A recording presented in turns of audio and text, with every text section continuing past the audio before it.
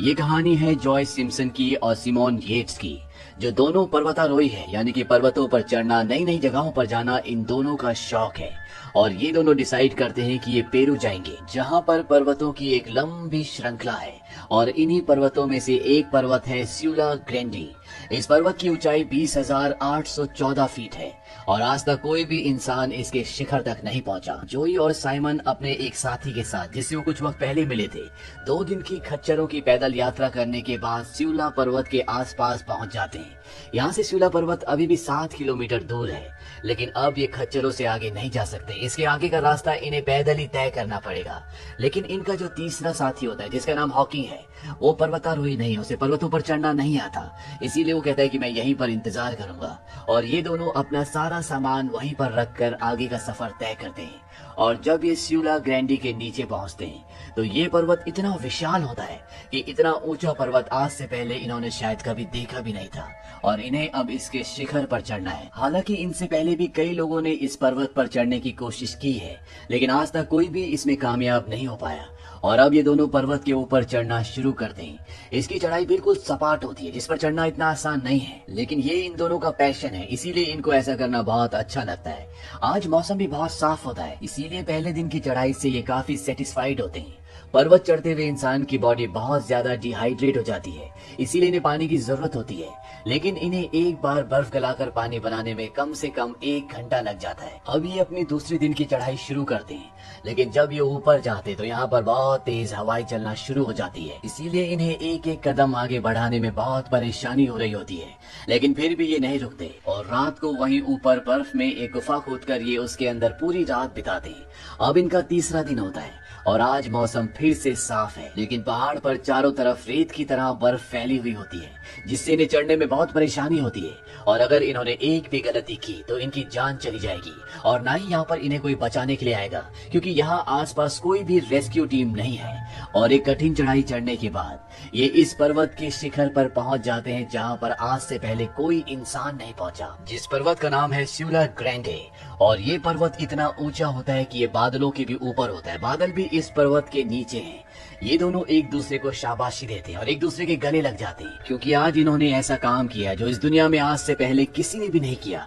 पर्वत चढ़ने से पहले इन्होंने डिसाइड कर लिया था कि ये जब वापस आएंगे तो ये दूसरी रेंज ऑफ माउंटेन से आएंगे, जिसका नाम है यूरोपा। और अब ये दोनों नीचे उतरना शुरू करते हैं, लेकिन इन्होंने जितना आसानी से समझा था, ये पहाड़ियां उससे भी ज्यादा खतरनाक है। और जब ये दोनों आगे बढ़ रहे होते हैं, तभी साइमन के पैर के नीचे से बर्फ खिसक जाती है और वो बहुत बुरी तरह से गिरता है। दरअसल ये दोनों एक रस्सी से बंधे होते हैं और ये एक दूसरे से काफी दूर चल रहे होते हैं, ताकि अगर एक गिरे तो दूसरा उसे संभाल ले, रस्सी से वो अटक जाए। और अब जब साइमन नीचे रगड़ता हुआ जा रहा होता है तो जॉय भी उसके पीछे पीछे खिंचा हुआ आता है, लेकिन इन दोनों की इसमें जान बच जाती है। और तीसरा दिन खत्म होने के बाद भी अभी भी इन्हें 20,000 फीट नीचे उतरना है और साथ ही साथ इनकी गैस भी खत्म हो जाती है, जिससे बर्फ को पिघलाकर पानी बनाते हैं।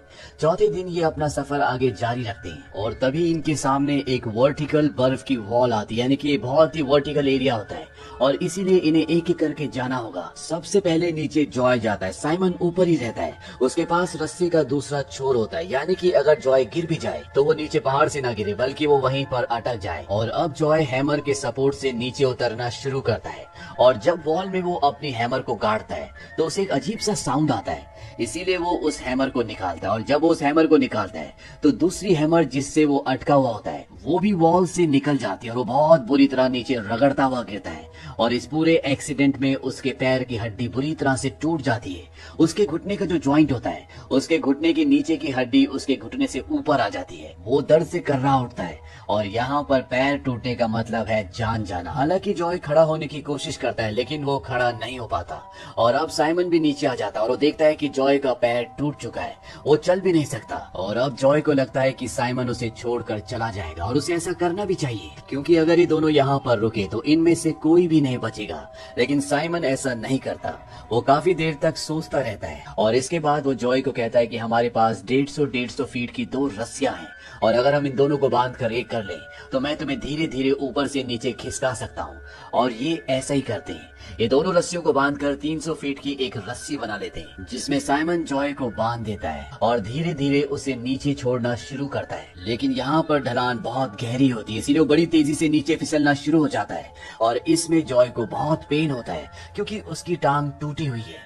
लेकिन अब उसके पास इसके अलावा कोई भी ऑप्शन नहीं होता। वो चाहे या ना चाहे उसे इस दर्द को सहते हुए नीचे जाना ही होगा और धीरे धीरे उसकी स्पीड और भी बढ़ना शुरू हो जाती है। वो चीखता है, चिल्लाता है, साइमन को आवाज देता है, लेकिन साइमन उसकी आवाज नहीं सुन सकता। और साथ ही साथ यहाँ पर इतने बादल होते हैं कि ये एक दूसरे को देख भी नहीं सकते। और जॉय नीचे फिसलता हुआ एक चट्टान से लटक जाता है और उसकी पूरी बॉडी का वेट अब साइमन के हाथों पर होता है। साइमन देखता है कि जॉय की बॉडी का प्रेशर, वेट जो रस्सी के ऊपर होता है वो ना कम हो रहा होता है ना ज्यादा हो रहा होता है। और वो समझ जाता है कि कहीं ना कहीं कुछ तो गड़बड़ है और वो धीरे धीरे रस्सी छोड़ना शुरू करता है। जॉय नीचे से चिल्ला रहा होता है कि ऐसा मत करो, क्योंकि वो जानता है कि रस्सी ऊपर खत्म होने वाली है और इससे पहले कि वो नीचे तले तक पहुंचेगा तो रस्सी खत्म हो जाएगी। लेकिन ऊपर से साइमन धीरे धीरे रस्सी छोड़ रहा होता है और रस्सी खत्म हो जाती है। लेकिन अभी भी जॉय की पूरी बॉडी का भार रस्सी के ऊपर होता है और साइमन रस्सी को पकड़कर बैठा रहता है। वहीं जॉय अब रस्सी से ऊपर चढ़ने की कोशिश करता है क्योंकि उसे ऐसा करना ही होगा। अगर उसने ऐसा नहीं किया तो ना जॉय नीचे आ पाएगा ना वो वहां से नीचे उतर पाएगा। यानी कि ये दोनों फंस चुके हैं और इसी पोजीशन में कई घंटों तक रहते हैं। धीरे धीरे रात हो जाती है और साइमन को कुछ समझ नहीं आता कि नीचे क्या हो रहा है। वो कई बार जॉय को आवाज देता है लेकिन उसकी आवाज जॉय तक पहुंच ही नहीं पाती। और अब जॉय को पता है कि अगर उसे यहाँ से बचना है तो उसे ऊपर चढ़ना होगा। उसके पास कुछ क्लिप्स होते हैं जिसके जरिए ऊपर जा सकता है। जॉय अपने ग्लव्स उतार देता है और धीरे धीरे वो उन क्लिप्स के सहारे ऊपर आना शुरू करता है। लेकिन इससे पहले कि ऊपर पहुंचता उसका एक क्लिप नीचे गिर जाता है और उसकी जो आखिरी उम्मीद होती है वो भी अब टूट चुकी है। वो जानता है कि वो अब नहीं बचेगा, वो कुछ नहीं कर सकता, वो सिर्फ यहाँ पर लटका रह सकता है और वो अपनी मौत का इंतजार कर रहा है। ऊपर साइमन की हालत धीरे धीरे खराब हो रही होती है और वो जानता है कि अगर उसने कोई फैसला नहीं किया तो वो यहीं बैठे बैठे पूरी तरह जम जाएगा। उसके पास एक चाकू होता है, उस चाकू को निकालता है और फैसला करता है कि वो रस्सी को काट देगा क्योंकि यही उसके पास आखिरी चारा होता है। और वो रस्सी को काट देता है और जैसे वो रस्सी को काटता है जॉय बड़ी तेजी से नीचे गिरता है। वो बर्फ से टकराता है, बर्फ फट जाती है और वो नीचे एक खाई में गिर जाता है। ऊपर साइमन को इस बात का दुख होता है और समझ जाता है कि जॉय अब मर चुका है और उसे अकेले यहाँ से निकलना होगा। साइमन वहीं पर एक छोटी सी सुरंग खोद कर रात को वहीं पर लेटा रहता है। लेकिन पूरी रात उसके दिमाग में सिर्फ एक ही चीज चल रही होती है कि जॉय के साथ क्या हुआ होगा। वहीं नीचे जॉय को दिखाया जाता है, वो अभी भी जिंदा होता है। हालांकि वो बहुत नीचे खाई में गिर गया है लेकिन वो चट्टानों के ऊपर नहीं गिरता, वो बर्फ के ऊपर गिरता है, इसीलिए वो बच जाता है। और अब वो किसी भी तरह से इस खाई से निकलने की कोशिश करता है। उसे पता है कि रस्सी के दूसरे सिरे पर साइमन है और जब वो रस्सी को खींचता है तो पूरी रस्सी नीचे आ जाती है और वो देखता है कि रस्सी को काटा गया है। इस बात से उसे बहुत खुशी होती है। वो समझ जाता है कि उसने रस्सी काटी है और साइमन अभी भी जिंदा है। लेकिन जॉय को बहुत गुस्सा आता है, वो चीखता है, चिल्लाता है। वो सोचता है कि उसे ध्यान रखना चाहिए था, उसे अपने आप पर कंट्रोल रखना चाहिए था और अब वो भी मान चुका है कि उसे यहाँ पर लेने के लिए कोई नहीं आएगा। वहीं ऊपर दिखाया जाता है कि सुबह होने के बाद साइमन नीचे उतरना शुरू करता है और आज इनका यहाँ पर 5वां दिन है। और जब वो नीचे आ जाता है तो वो जॉय को जोर जोर से आवाज लगाता है लेकिन जॉय तक उसकी आवाज नहीं पहुंचती और वो इस बात पर यकीन कर लेता है कि जॉय अब इस दुनिया में नहीं रहा और वो यहाँ से आगे निकल जाता है। वहीं खाई के अंदर दिखाया जाता है कि जॉय पूरी तरह से हार चुका है। वो समझ जाता है कि अब उसे यहाँ पर लेने के लिए कोई भी नहीं आएगा।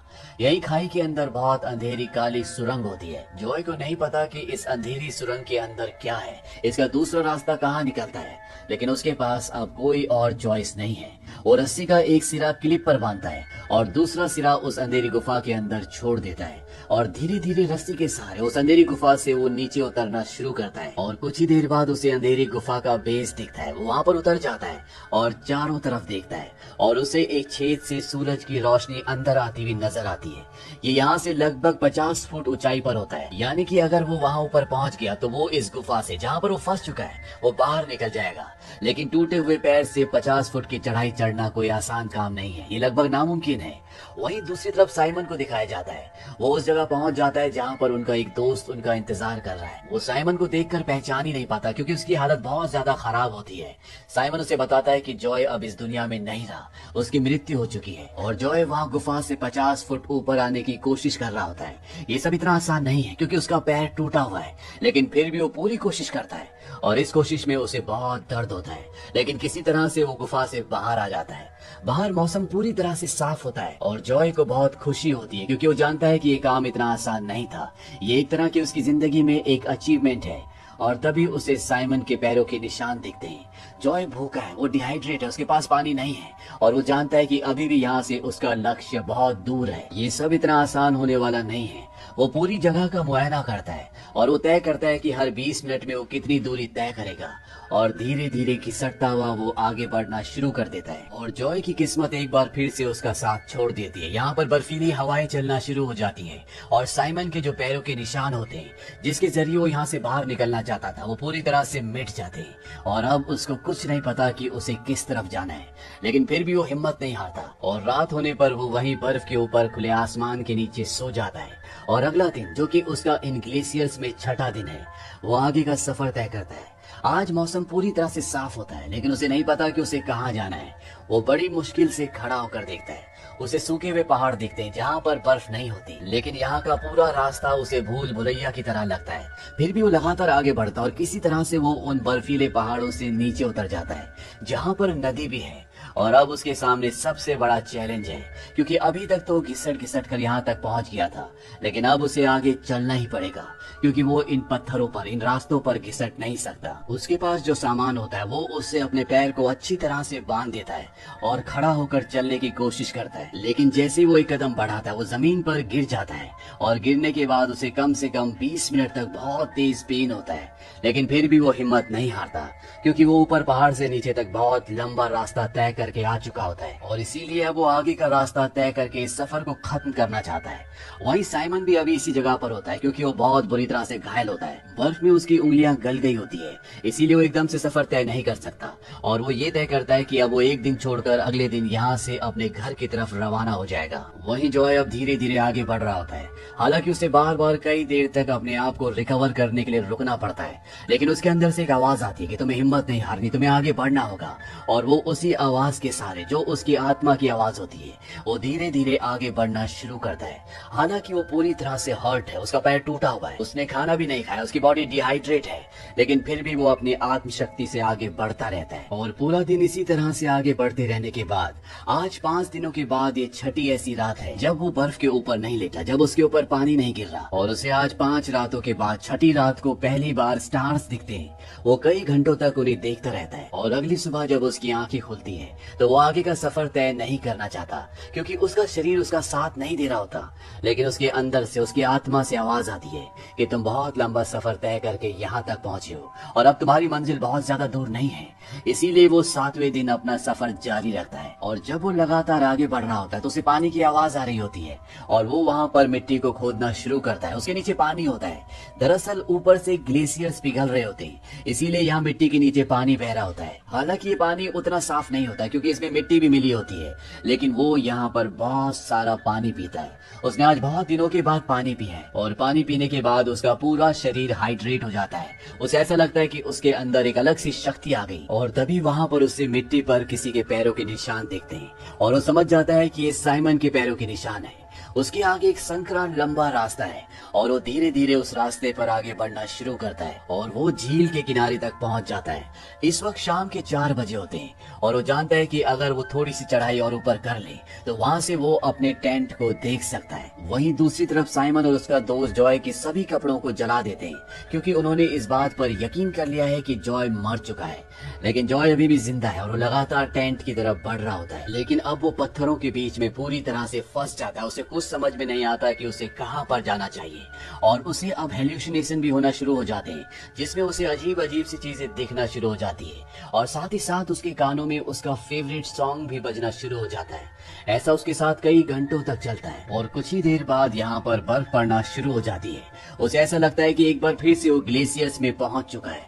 उसे कई अलग अलग चीजें महसूस हो रही होती है, लेकिन फिर भी वो धीरे धीरे घिसटता हुआ आगे बढ़ता है। तभी उसे एक अजीब सी स्मेल आती है और वो समझ जाता है कि वो टेंट के के आसपास ही है और ये वो एरिया है जहाँ पर साइमन और उसका दोस्त वॉशरूम करते हैं और वो साइमन को जोर जोर से आवाज लगाना शुरू कर देता है, लेकिन वहाँ पर कोई नहीं आता, उसे कोई रिस्पॉन्ड नहीं मिलता और जॉय के अंदर अब यहाँ से 1 इंच भी आगे बढ़ने की हिम्मत नहीं है और वो ये मान लेता है कि अब वो यहाँ से नहीं बच सकता क्योंकि साइमन और उसका दोस्त यहाँ से जा चुके हैं। उसकी आंखों में आंसू आ जाते हैं। वही टेंट के अंदर दिखाया जाता है कि साइमन अभी भी यहाँ पर होता है और उसे आभास होता है कि उसके आसपास का वातावरण कुछ बदला हुआ है, लेकिन वो ये सोच भी नहीं सकता कि जॉय टेंट के बाहर तक पहुंच चुका है क्योंकि उसने मान लिया था कि वो 3 दिन पहले मर चुका है। लेकिन तभी उसके कानों में एक साफ साफ आवाज आती है, साइमन, और वो समझ जाता है कि ये जॉय है। वो टेंट की लाइट जलाकर बाहर आ जाता है और जब टेंट के अंदर लाइट जलती है तो जॉय भी उसे देख पाता है और साइमन और उसका दोस्त जॉय को ढूंढते हुए उस तक पहुंच जाते हैं। साइमन को जॉय को देखकर यकीन ही नहीं होता कि वो जिंदा है।